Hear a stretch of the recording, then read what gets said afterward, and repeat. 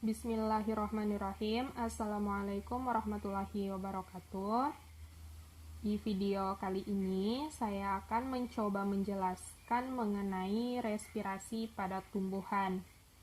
Sebelum masuk ke prosesnya, kita harus tahu dulu apa yang dimaksud dengan respirasi. Nah, respirasi itu merupakan suatu proses reaksi katabolisme yang memecah molekul-molekul gula atau molekul karbohidrat menjadi molekul karbon dioksida dan juga hidrogen, di mana proses ini bertujuan untuk menghasilkan energi, yang nantinya energi yang dihasilkan akan digunakan untuk pertumbuhan, pengangkutan mineral-mineral, pembentukan protein, fotosintesis, dan lain sebagainya. Respirasi sendiri itu berlangsung, ada yang aerob dan ada juga yang anaerob. Kalau yang respirasi secara aerob, itu di dalam prosesnya dia membutuhkan udara atau oksigen. Nah, kalau respirasi yang berlangsung secara anaerob, di dalam prosesnya itu dia tidak menggunakan udara atau tanpa udara. Selanjutnya kita masuk ke tahap-tahap respirasi. Nah, di mana respirasi ini dimulai dengan penangkapan oksigen oleh lingkungan. Jadi oksigen yang ada di lingkungan sekitar itu akan ditangkap oleh tumbuhan. Kemudian selanjutnya terjadi proses transportasi gas-gas dalam tumbuhan yang keseluruhannya itu berlangsung secara difusi. Setelah itu, oksigen akan masuk ke dalam setiap sel tumbuhan dengan cara difusi juga melalui ruang antar sel, sitoplasma, dan membran sel. Lalu karbon dioksida yang dihasilkan akan berdifusi keluar dari sel menuju ruang antar sel. Setelah proses pengambilan oksigen dari udara bebas, barulah masuk ke tahapan lebih rincinya, yang dimana terdiri dari glikolisis, dekarboksilasi oksidatif, kemudian siklus Krebs, dan juga transport elektron. Oke, proses yang pertama yaitu glikolisis. Di dalam proses ini terjadi pemecahan glukosa 6 atom karbon menjadi asam pirufat 3 atom karbon. Proses glikolisis ini terjadi di dalam sitoplasma sel atau cairan di dalam sel. Yang dihasilkan pada glikolisis ini berupa 2 ATP ditambah 2 asam pirufat dan juga 2 NADH.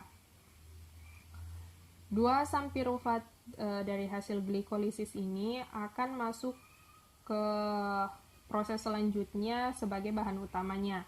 Nah, di proses selanjutnya ini proses yang kedua yaitu dekarboksilasi oksidatif, di mana dekarboksilasi oksidatif ini berlangsung di dalam mitokondria, lebih tepatnya di matriks mitokondria. Di sini 1 asam pirufat itu diubah menjadi 1 asetil koenzim A. Jadi 2 asam pirufat menghasilkan 2 asetil koenzim A. Dekarboksilasi oksidatif sendiri disebut juga reaksi antara karena dia yang mengantarai dari reaksi sebelumnya yaitu reaksi glikolisis dan reaksi sesudah dekarboksilasi oksidatif yaitu siklus Krebs. Oke, proses yang ketiga yaitu proses siklus Krebs.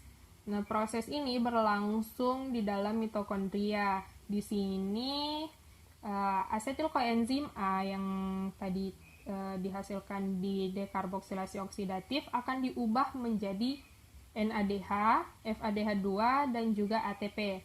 Karena di dalam siklus Krebs ini menggunakan 2 asetil koenzim A, jadi yang dihasilkan itu sebanyak 6 NADH ditambah 2 FADH2 dan juga 2 ATP. Di proses siklus Krebs ini juga dibentuk karbon dioksida. Karbon dioksida ini bersumber dari proses perubahan NADH dari NAD+ yang menghasilkan 2 CO2 untuk satu NADH. Jadi karena ada 2 NADH, maka yang dihasilkan yaitu 4 karbon dioksida. Jadi total keseluruhan hasil pada proses siklus Krebs itu ada 6 NADH tambah 4 karbon dioksida, terus 2 FADH2 dan juga 2 ATP.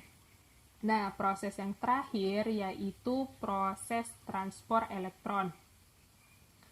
Di proses transport elektron, NADH dan juga FADH2 yang dihasilkan dari proses-proses sebelumnya itu akan diubah menjadi ATP. ATP ini merupakan energi yang lebih mudah untuk digunakan pada sel. Jadi baiklah, itulah tadi penjelasan saya mengenai proses yang terjadi di dalam respirasi pada tumbuhan. Lebih dan kurangnya mohon dimaafkan. Wabillahi taufiq wal hidayah. Wassalamualaikum warahmatullahi wabarakatuh.